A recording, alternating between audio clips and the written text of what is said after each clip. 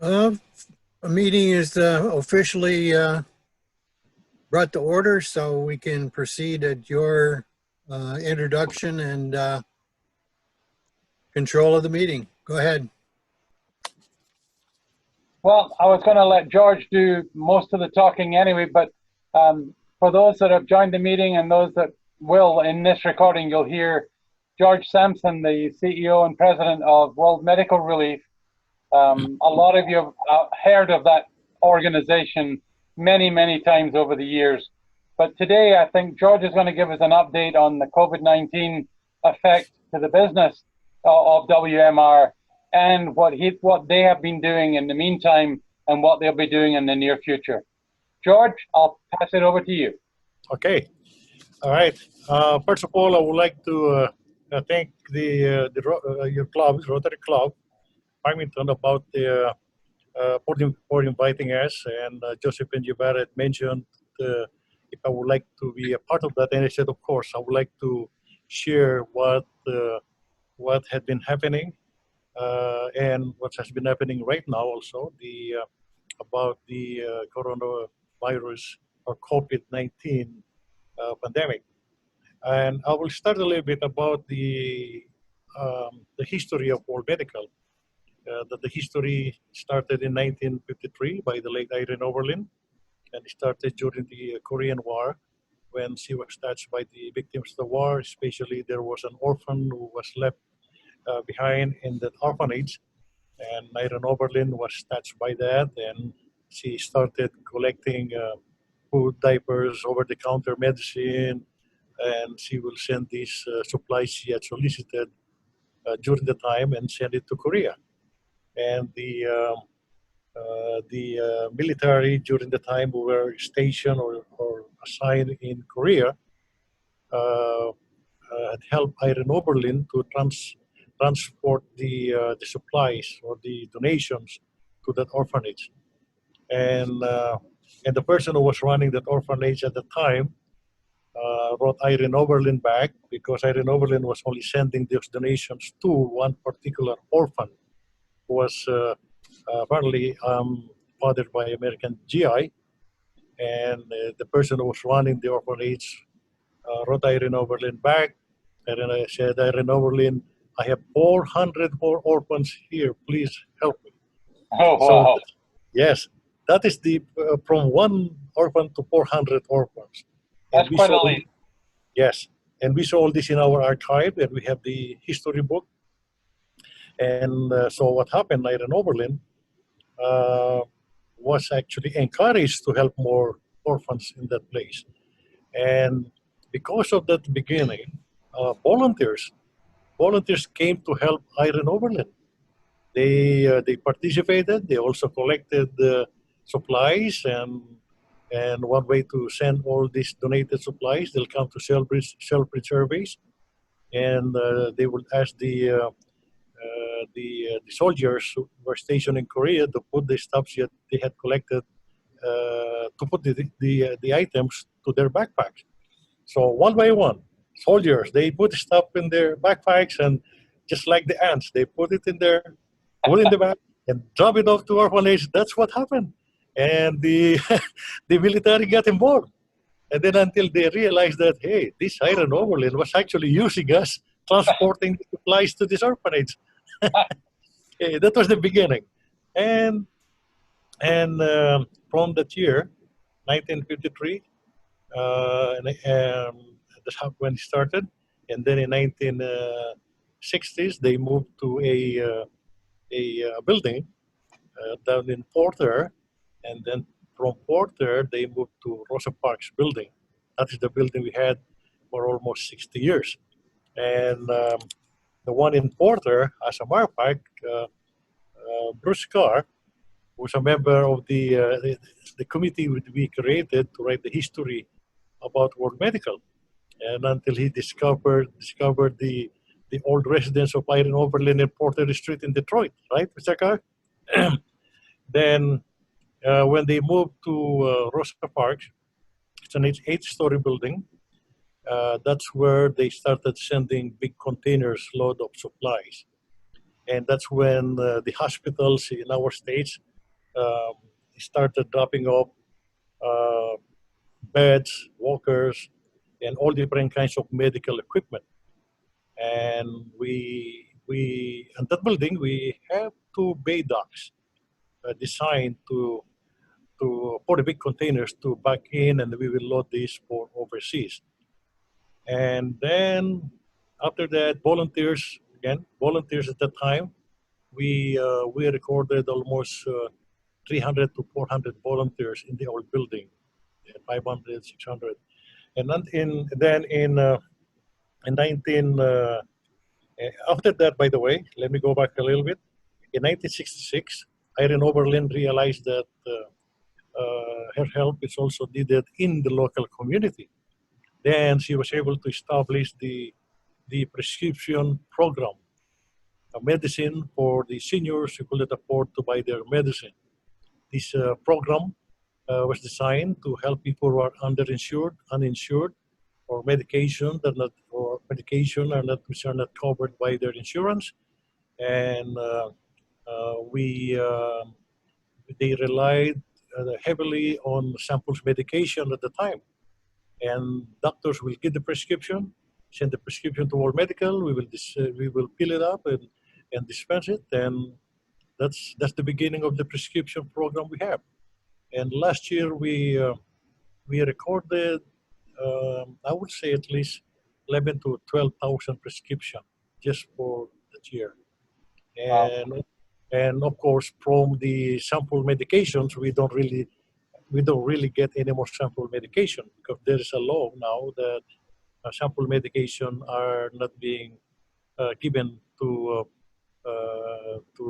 clients, and they usually give them cards. But we have funders that support our local program, especially prescription. So we end up buying medicine, and we have partnership with other pharmaceutical companies that they will provide the medication to us in a very, I will say, cheaper cost.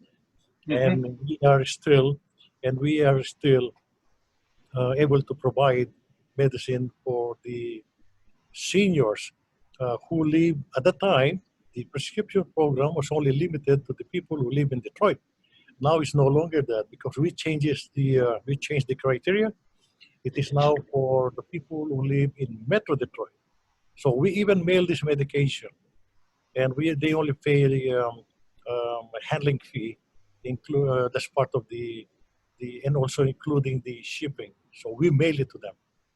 Fantastic. That is the prescription program. And then there's another local program, the DME, Durable Medical Equipment Program. The Durable Medical Equipment Program, these are the walkers, commodes, crutches, beds, mattress, canes. We have all these for the local. And we distributed the really good stuff for the local community. And we also have we also have a supply program. The supply program, these are the supplies that are catering the clients who, let's say, had the surgery, and after they got out from the hospital for a few days, and they needed wound dressing materials or bandages or ostomy products, which are very expensive. And the hospital, they don't provide those. And to buy those ostomy products, you're looking at like between 60 to 70 barrels for one box of 20 pieces. And we provide a lot of those for the local community. And another one is the blanket programs. The blanket programs, we used to work with the American Red Cross. The American Red Cross, we distribute blankets to 72 homeless shelters. And the American Red Cross during I would say like 5, 6 years ago, because we've been working with them, and due to financial situation, they wanted to close that program, but World Medical Leave did not let them do that. Instead, we acquire or we took over that program. So we own that program now. That World Medical Relief is working with the 72 homeless shelters.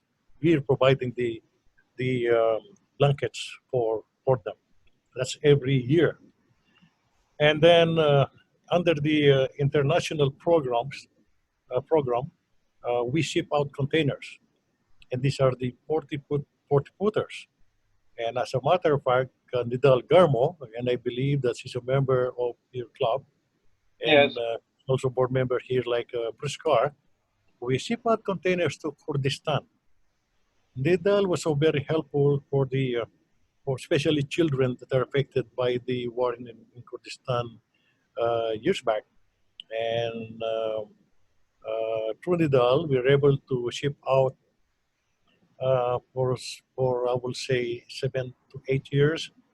We're able to ship out probably 11 containers to Kurdistan alone. And um, and of course, we are also shipping out containers to different countries. I would say at least more than 100 countries that we had worked with, and we appointed ambassadors. The ambassadors are the selected people who are involved in their missions in their country, and working with World Medical Relief.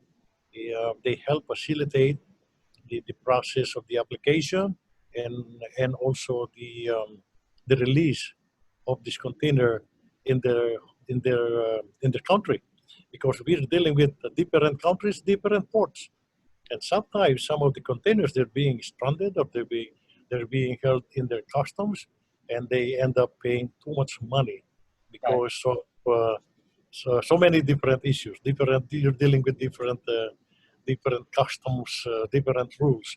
But we're as much as possible, we're trying our best to work with them, and we got used to it, how to bend backward a little bit for what they want, and especially if they are not friends to other customs people, and we work with them. In short, as long as they get the container out, and to avoid for them paying too much demurrage fees, because our intention is just to make sure that the shipments will be delivered to the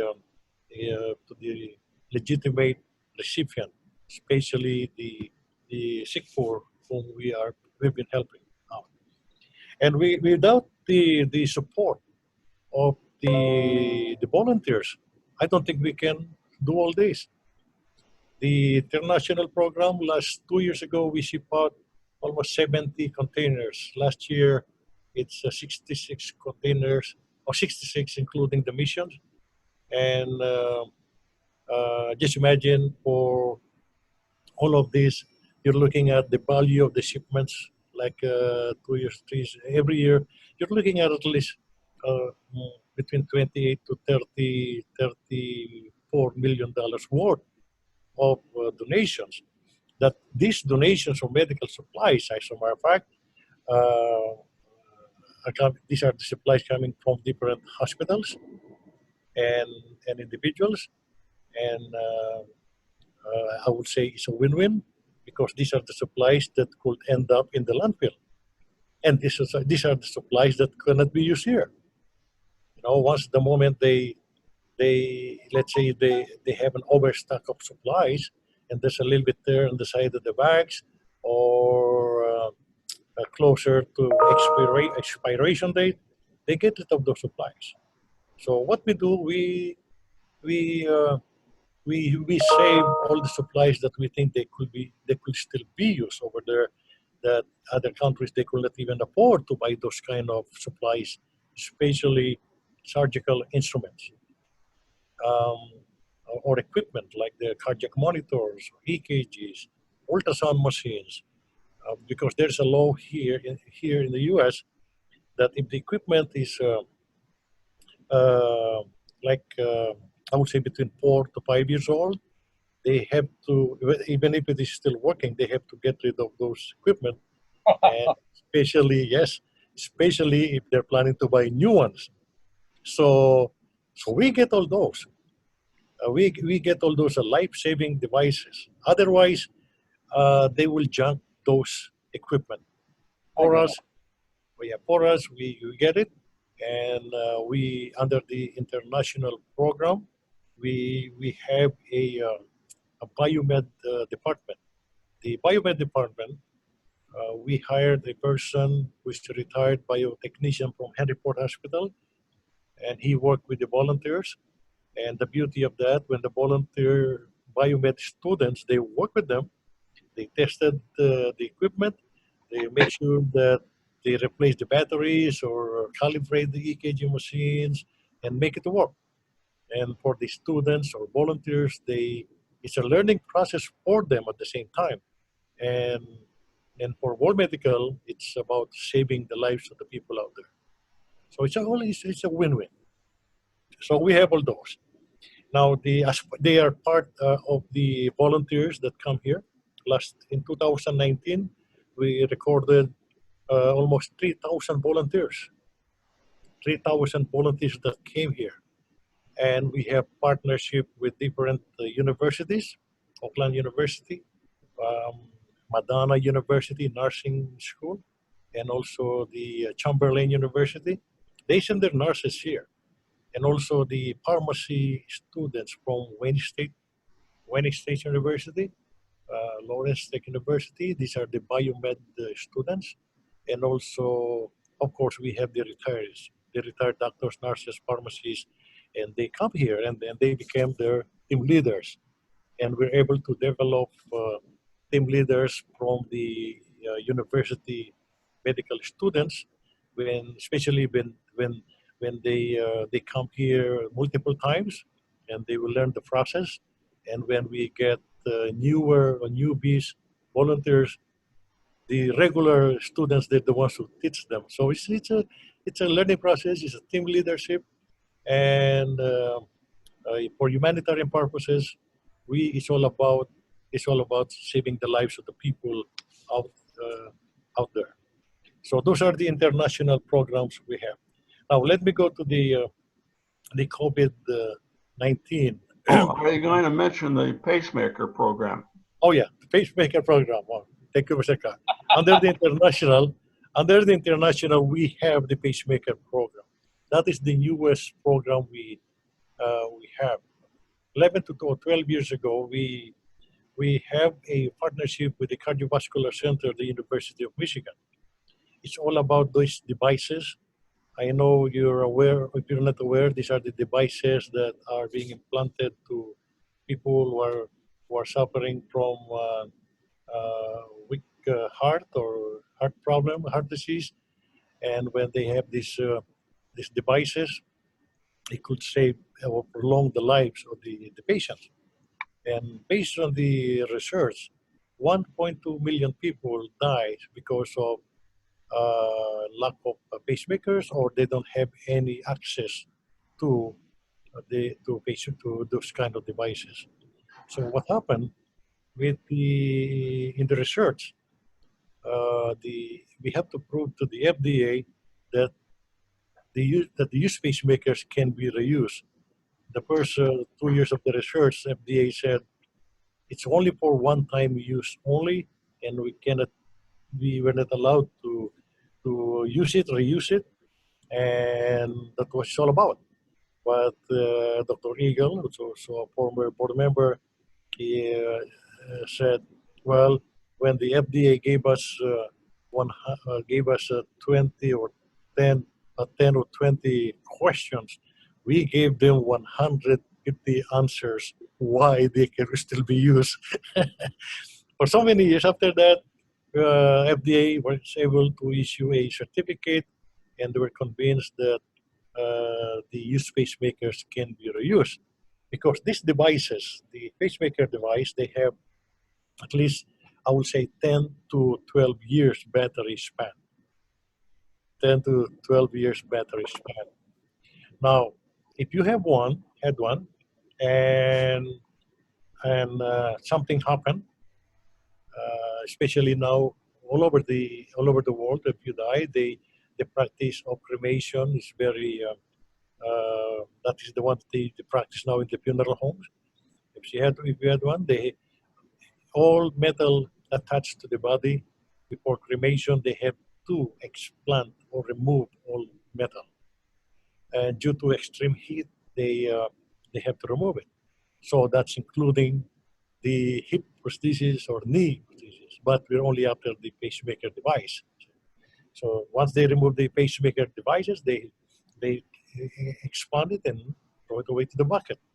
So those devices, once they come up with more devices, they send it to a company that melt titanium, just like a regular melting company, although they're a little bit expensive because of the materials made out of the titanium. Until we discovered um, a company where the company that melt titanium, and there's only one actually, and we discovered it's located in Detroit. So we were able to talk to the guy, Brad Wasserman. I went there, I talked to him, and he was so impressed. Well, I did not know, he said, that they could still use these devices. And they do have a good heart. And until he even became a member of our board and also the My Heart, Your Heart, that before they melt those pacemakers that he collects these from all over United States, they will send these devices to World Medical Relief first for evaluation. And we have a criteria. If the device still have remaining 5 years beyond, we save those devices. We save those pacemakers. And anything lower than that, battery, leftover battery, we will send it back to this melting company. Now it grew up, aside from this melting company in Michigan, we also receive pacemakers from different countries, like in Europe. We got boxes of like probably 20 or 30 devices from Norway. We have from different countries in Europe. We get devices there too. Of course, in the United States, we get this all over states. And sometimes they also come in by individual package that their loved ones had passed, and the funeral director will ask them, what do you want to do with this device? You can choose. You want to keep it, or you want to donate it to My Heart, Your Heart, or Medical Relief, and the family will decide. So we're getting all those. There's so many good people who really cares about mission work. Instead of keeping it, what they're gonna do with it? Why don't you just let somebody who could use it? Okay, George, we only have about 10 minutes left. Can you go on to the COVID-19? Yes. Now with the COVID-19, we remain open because of the essential services we have. The prescription program, the DME program, and the supply program. So in order to remain open, of course, we just want to make sure that we had to follow the protection or sanitation, and we close the front entrance here, and we don't let anyone just come in here. So they pick up their DME supplies from the back in the blue bag, and supplies that we receive every day, daily. We are using a defumigation machine, so we defumigate or sanitize whatever we get every day. So, and then with any further ado with that, we follow the strict measures. And for the volunteers that comes here, they're required to wear masks, isolation gowns, gloves, sanitizers. And what's amazing is that last December, we're able to receive supplies, PPE supplies, personal protection equipment supplies, and without even us aware that we here in the States or in the country that we will be running out of masks or isolation gowns. And during the time that last December, we received a lot of these in a container. So we made a report here that we had helped most of the police departments. I can mention some now because they're able to receive gloves, masks by the thousands, isolation gowns, isolation hoods, sanitizers, and others. The Inkster Police Department, Dearborn Heights Police Department, the Wayne County Jail, Crossword Agency in Detroit, Detroit Rescue Mission, Bradley House for Seniors, Wayne County Sheriff's Office, Dearborn Funeral Homes. They're the ones who retrieve a lot of bodies from Henry Ford Hospital. During the time, they were not even wearing masks and no isolation gowns.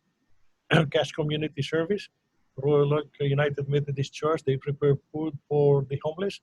The Chaldean Group, Access, Beaumont Hospital. Then when they run out of supplies, Detroit Police Department, Detroit Receiving Hospital, Henry Ford Hospital, Oakland County Sheriff Department, Southfield Police Department, Sterling Heights Police Department, University of Michigan, Waterford Fire Department, and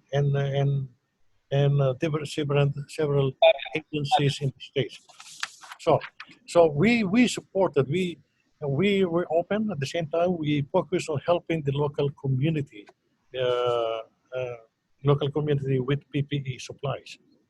And June 1st, we started picking up supplies from individual houses and also from hospitals.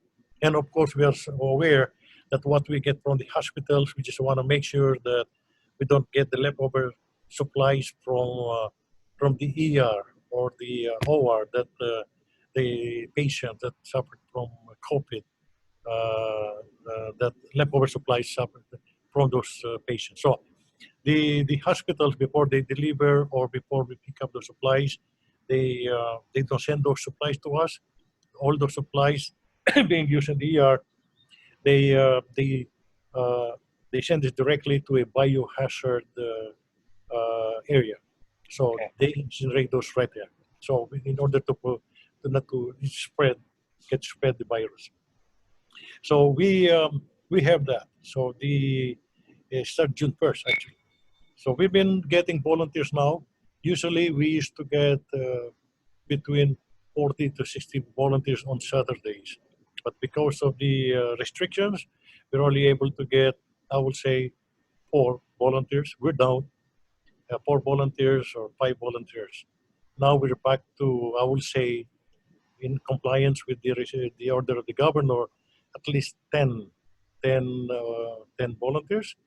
But I instructed Mr. Barra here that we can get 20. The other 10 will work in the other departments. And because we have a huge building, we have a 65,000 square building, so we can spread the volunteers to work in all different areas. And they started coming back. Hey, George, yes. You have 5 minutes left. Okay. Take the time for what you want. We'll record it all the way to the end, so it will be included in the video. Yes, sir. So, and because of that, we learn a lot, sanitation, screening, all this stuff, and volunteers. We have to practice the non-contact body temperature screening, and they were obliged to use mask cups. Mask gowns. We have all those, and we also receive like 3 pallets of sanitizers. We don't really receive those, but we received those last December. And I said, wow, it's just like God really knows that these are needed for local community. So we distributed it.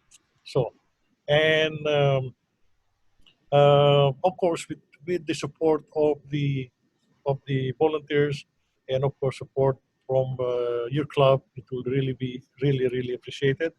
And without your support, I don't think we will be existing, because we did not lay off employees. So we keep on working. We have to receive some support also. We received some support also from Detroit, because they know that most of the people are being affected there. And the mission statement of World Medical Relief is to help the sick poor and the needy throughout the world. And Mrs. Oberlin was right. When I used to give her touring the building, she always mentioned to me, she said, George, you help the sick poor because God loves them. And for your information also, that the couple, Mrs. Oberlin and the husband, Lester, they are an active member. They were dedicated member of Rotary Club.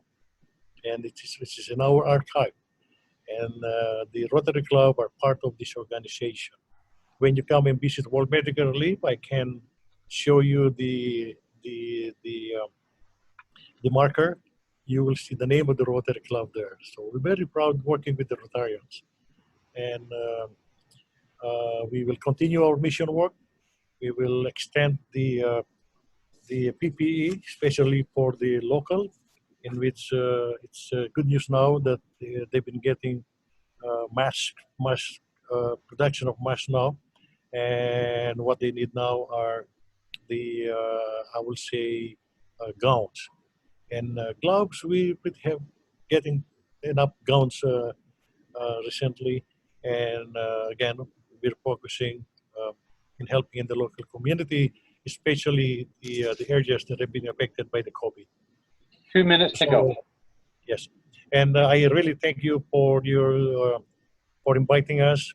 And please, I would like to invite you to come and visit World Medical Relief probably after this pandemic. Then you can freely talk without wearing the mask. And you know, when we have people here, everybody are wearing masks. So hopefully by the time we will be going back to normal, and we will put the Rotarians to work in the sorting area. So yes, please, we're excited to come, and thank you for all your support. And we'll be very, very happy to be a partner in your endeavor as well. You're not far away in Southfield. Yes, and Mr. Carr can give you the direction, and we will give you a tour in the pacemaker lab and biomed department. And of course, the largest one is the sorting area for international. George, thanks again for spending the time with us today. It's always refreshing to hear the things that your organization is involved in. Yes, we have participated, hope to continue to participate. Thank you. Most of all, we like sharing the partnership light with you when it comes to World Medical Relief. So yes, sir. It's been a pleasure listening to you this morning. I know we're running right to the wire here on timing, and it'll happen automatically. So when everybody disappears, that's right. It's over. It's a great pleasure to be working with you. Thank you, sir. Thank you. Thanks a lot, and good to hear from you today, George. Thank you. Thank you. Thanks.